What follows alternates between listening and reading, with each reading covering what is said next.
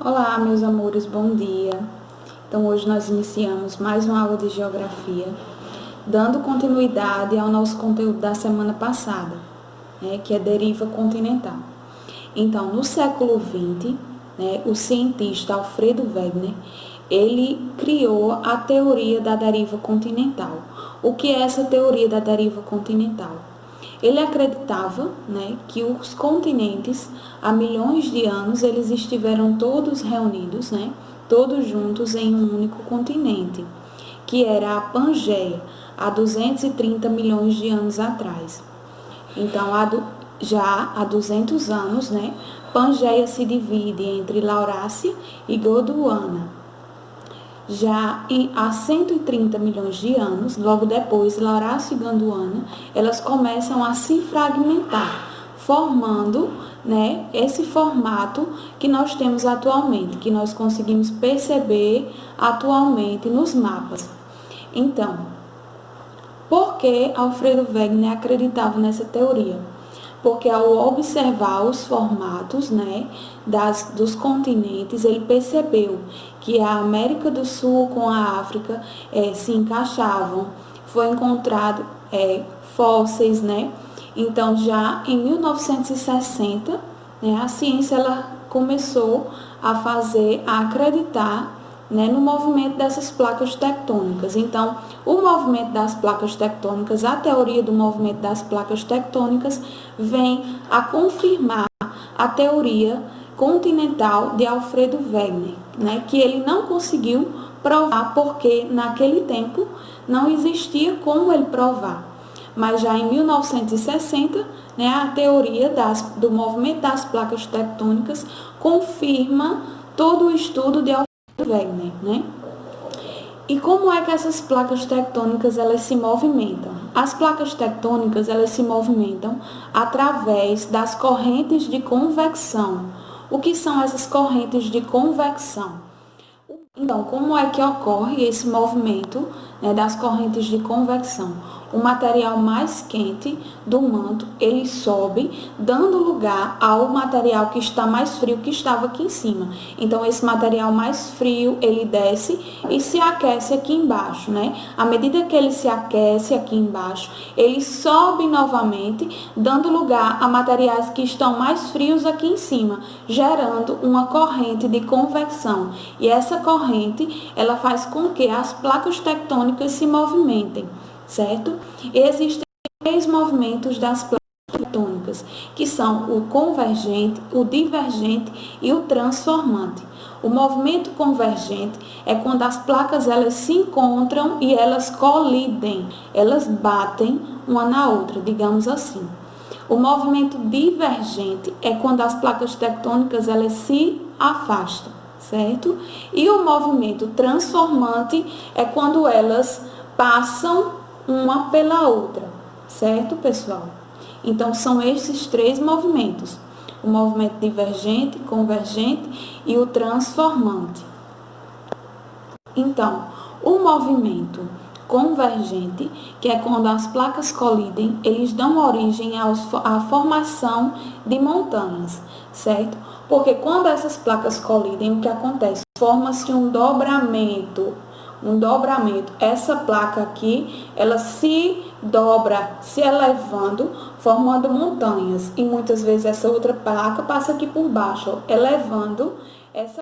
Então, o movimento convergente, nós sabemos que ele dá origem à formação das cadeias de montanha, das montanhas. Como exemplo, nós temos o Himalaia, na Ásia, que é originado desses dobramentos, que é quando essas placas elas colidem, uma se dobra e a outra passa aqui por baixo, certo? Elevando essa crosta aqui, gerando as cadeias montanhosas. Já quando as placas... Então, pessoal, quando as placas elas divergem, elas se afastam, pode originar o fenômeno do vulcanismo, que são os vulcões. E os vulcões eles têm 3 estados, que são o ativo e o extinto, O ativo é quando o vulcão ele está em erupção, ou ele está instável, ele emite gás e tremores. Já o inativo é aquele que a qualquer momento ele pode entrar em erupção. Já o extinto é aquele que não tem perigo mais de ele entrar em erupção, certo? Já quando as placas tectônicas, elas fazem um movimento transformante, né, que é aquele movimento em que elas atritam, elas passam uma pela outra, né, ocorre os terremotos, né? Então, o que são esses terremotos, né? Eles são vibrações que ocorrem na crosta terrestre, causados pelo movimento dessas placas tectônicas e que eles geram destruições, né? Nós sabemos que os terremotos eles geram destruições e quando esses terremotos eles ocorrem no oceano, o que causa? Causam os tsunamis, né? Que são ondas.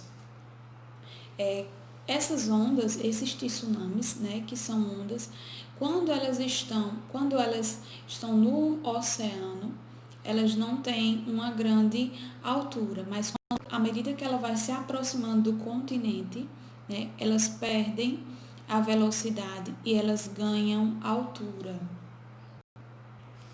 Então, os terremotos eles são medidos por duas escalas, né? A escala Richter e a escala Mercalli. Então, a escala Richter ela vai de 0 a 9 em magnitude e ele mede, né, a intensidade e a força desse terremoto, a intensidade, né, e a destruição desse terremoto. Então, a escala Richter mede a força e a destruição desse terremoto. Já a escala Mercalli, que vai de 1 a 12 pontos, né? Ela mede a destruição nas construções e ela leva em consideração, né, o pensamento da população a respeito daquele terremoto. Ok, pessoal? Então, pessoal, quando as placas elas divergem, elas se afastam, pode originar o fenômeno do vulcanismo, né, que são os vulcões. E os vulcões eles têm 3 estados, que são o ativo, o inativo e o extinto, né? O ativo é quando o vulcão ele está em erupção, né, ou ele está instável, né? Ele emite gás e tremores. Já o inativo é aquele que a qualquer momento ele pode entrar em erupção. Já o extinto é aquele que não tem perigo mais de ele entrar em erupção, certo? Já quando as placas tectônicas, elas fazem um movimento transformante, né, que é aquele movimento em que elas atritam, elas passam uma pela outra, né, ocorre os terremotos, né? Então, o que são esses terremotos, né? Eles são vibrações que ocorrem na crosta terrestre, causados pelo movimento dessas placas tectônicas e que geram destruições, né? Nós sabemos que os terremotos eles geram destruições e quando esses terremotos eles ocorrem no oceano, o que causa? Causam os tsunamis, né? Que são ondas. Essas ondas, esses tsunamis, né? Que são ondas, quando elas estão no oceano, elas não têm uma grande altura, mas à medida que ela vai se aproximando do continente, né? Elas perdem a velocidade e elas ganham altura.